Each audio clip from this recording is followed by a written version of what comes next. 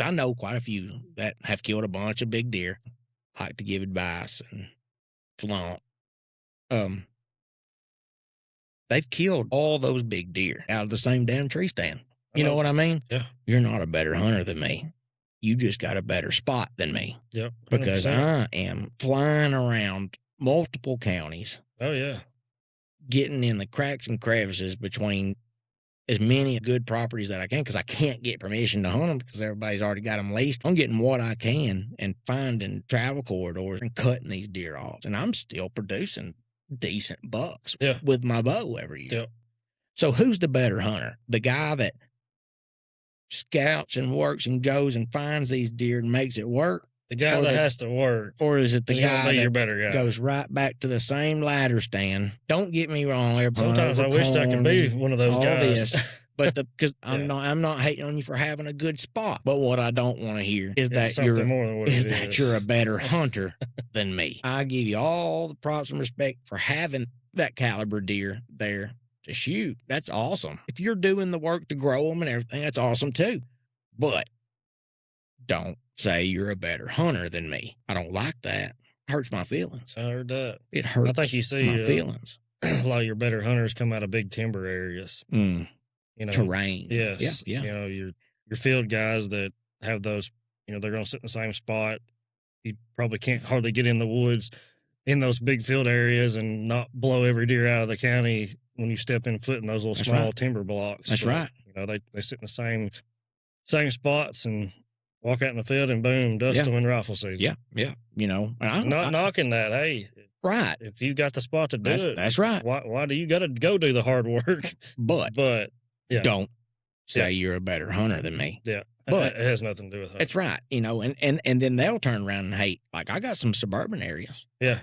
You're on up there hunting pit deer or whatever. Okay. You go out up there in these spots like Reaper's Point and all that stuff. Yeah. Walk off in them woods right there and see how easy or how pet friendly those deer are. Yeah. It's harder. Oh, yeah. It is hard. That spot right there is harder for me to hunt than it is for me to go to that 40, 50 acre spot that I've got up north up there. Yeah. That's wide open out in the country. That spot right there is harder because they are all crammed into that little spot. Access. You imagine trying to walk through your living room packed full of people. Yeah. And you have to get from the front door to the living room to your bedroom without them seeing you. You think you can do that? No. It's tough. Yeah. It's tough. Everything's got to be perfect to be able to get in. And it ain't going to be. You're going to bump something. That's right. Yeah. I'm telling it's tough. So don't say. Do not. You're a better hunter than me. But no, I mean, all jokes aside, I hope that one day I get me a property that I can go sit in and stand and kill one like that. Yeah. I've just been hearing and dealing with some stuff with, around, and it just bothered me. I just wanted to get that off my chest right there. I'm glad you feel better now. I'm just glad you feel the same way about it. I'm glad to know you got common sense. Yeah. A little bit anyway. A little bit. Well, me too. Or my opinion could just be wrong. I don't know. You know what they say about opinions? Yeah, I do. I do. Everybody's got one. How long have you been turkey hunting?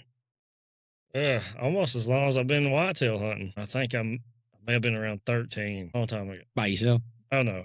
I went with somebody on my first. Okay. On my first and second bird, I went with somebody. And after that, at 14, I was turned loose, 100%. I didn't know if you was out there, first single shot, 12 gauge, 3.5 inch out there. Yeah. Back then, that's when our turkey population started really soaring back then in the 90s. And there was a lot of just new turkey hunters coming into the play. And this guy had been turkey hunting for 2 or 3 years. My grandpa set me up with him. I went and sat with him, and first turkey hunt ever, I had borrowed a shotgun. Didn't even have a shotgun to hunt with. There were some birds roosting in the field. They flew down. One guy was set down there on the edge of the field right underneath those birds, and we were about 200 yards up the field because sometimes they would fly down in different spots in the field. And they flew down right in front of that guy, and he had a 10 gauge. And I don't think he had a screw-in choke or nothing in it. He shot that bird, and it looked just poof.